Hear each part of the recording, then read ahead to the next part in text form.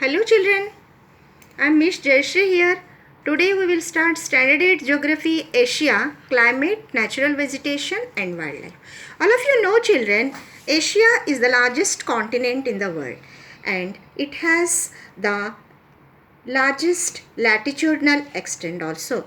When there will be largest latitudinal extent, it will fall under many temperate zones, and also there will be different climatic variations. Depending upon the climatic variations, there will be different types of natural vegetation and wildlife will also be exhibited. So, climate of Asia. Asia has a large north to south extent, placing the continent in different heat zones. Its climate varies greatly from place to place and season to season. In summer, Central Asia becomes very hot. So moist winds from India and Pacific Ocean blows to the low pressure area over the land, bringing moisture and rainfall, which are called as the summer monsoons, which are exhibited in India also, which will originate from the Indian Ocean, and that will be divided into two branches. One is the Bay of Bengal branch and another is the Arabian Sea branch, which will give us the summer rainfall, otherwise known as the summer monsoons. During winters, Central Asia becomes extremely cold, so dry. Cold winds blow out from the high pressure areas, leaving a major part of Asia rainless. Rainfall too varies in places to seasons. Okay, places and from season will also vary from different place to the different place. So now we will discuss about which are the factors which will affect the climate of our continent. The climate of Asia is affected by the following factors: latitudinal extent, winds, distance from the sea, ocean currents, physical features. Here I will explain you children the latitudinal extent. Latitudinal extent means it is the extremely large landmass. Asia has 90 parallels of latitude running across it. As a result, some portion of the continent falls into each one of the heat zones. Since the latitudinal extent is 80 degrees north to the 10 degrees south, the climate ranges from extremely cold and dry in north to being very hot and wet in south. So, distance from the sea. As you know children, when the coastal areas will exhibit the moderate climate or the maritime climate, then that of the interior ones which are far away from the sea or which are distant from the sea.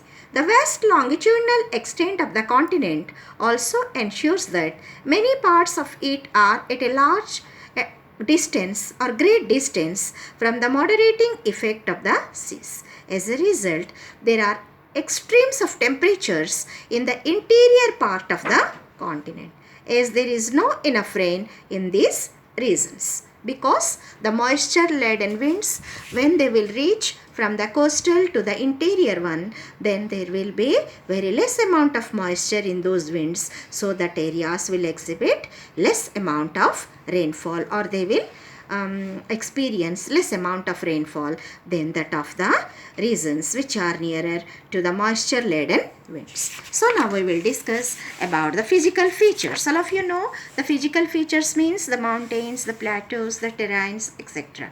The central mountain complex form a barrier from the moisture bearing winds which come from the south. When air masses move up the windward side, the air cools and causes precipitation. Means windward side means the mountain which faces to the moisture laden winds, there will be rain or in form of snow.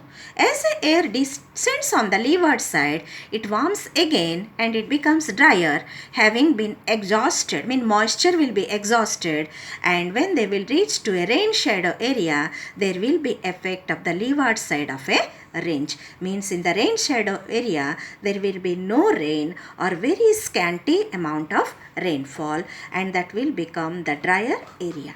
Now we will come to the winds. Here in Asia, monsoon winds play a very specific role or special role in the month of summer or in the summer seasons.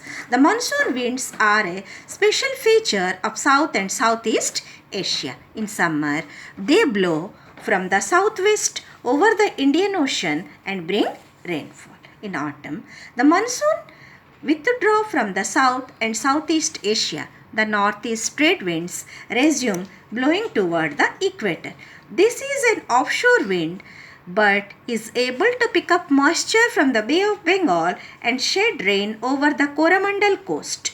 This rain is received in the winter and is known as the northeast monsoon. I am explaining you about this southwest monsoon and northeast monsoon over here. Children, all of you observe the rainfall and the wind. See, this is our country India. Here it is the Indian Ocean. If from the Indian Ocean the southwest monsoon will arise, and this southwest monsoon will be divided into two branches. One is the Arabian Sea branch and another is the Bay of Bengal branch, which will bring rainfall in the month of summer seasons. Okay, now we will discuss about the winter rainfall. Winter rainfall from the north towards the east, which will bring the rain here in the Coromandel coast. So again I am explaining you, when the moisture will pick up from the Bay of Bengal and shed rain over the Coromandel coast. This is an offshore wind. This is an offshore wind which will arise from the continents, and when that will pass through the Bay of Bengal, it will take off the moisture and it will bring rain in the southeast coast, that is in the Coromandel coast. Most of these places will experience the northeast monsoon or the retreating monsoon when there will be rainfall in the winter months. This is called as the northeast monsoonal rainfall. Okay, now we will come to the ocean currents. There are two ocean currents that play a major role in the climate of Asia. The Jayashrer current is a cold subarctic current that blows towards the south. Since it starts in the Arctic Ocean, flowing to the south along the Bering Strait, it affects the climate of eastern Russia. For example, the southernmost part of the Russia, Vladivostok, freezes in the winter, and only the use of ice-breaking ships allow it to stay open in that season. Jayashrer, that is the Japanese black current, also called the Japan current, is a north-flowing ocean current on the west side of the North Pacific Ocean.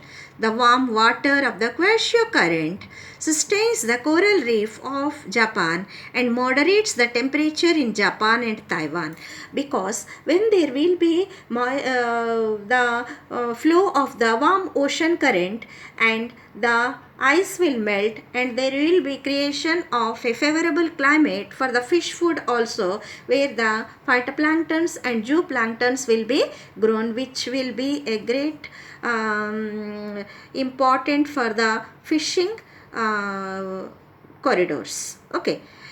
At the meeting point of the warm and cold current, a thick fog develops. The thick fog is responsible for the growth of the fish food, which are the planktons, phytoplanktons and zooplanktons, where most of the fishing grounds are situated. Now we will come to the distribution of annual rainfall. The distribution of rainfall in Asia is not even, because it is having the largest longitudinal as well as the latitudinal extent. The amount of rainfall varies from place to place and from season to season. The distribution of rainfall is shown in the map on the previous page. See children, all of you, here I discussed you about the southwest monsoon as well as the northeast monsoon, how it arises over here. Okay, and this is the northeast monsoon, and these are the branches of the southwest monsoon. This is the Arabian Sea branch, and this is the Bay of Bengal branch. how the ocean currents will also play an important role determining the climate of Asia, and also these winds also will play an important role in determining the climate of our country. So now we will discuss over here. The equatorial region receives heavy rainfall, more than 200 centimeters of rain, such as the areas will include the Southeast Asia and the southern face of the Himalayas. Moderate rainfall 100 to 200 centimeter in the places of some of the parts of India, Southeast Asia, Central and Southern China, Philippines and Japan.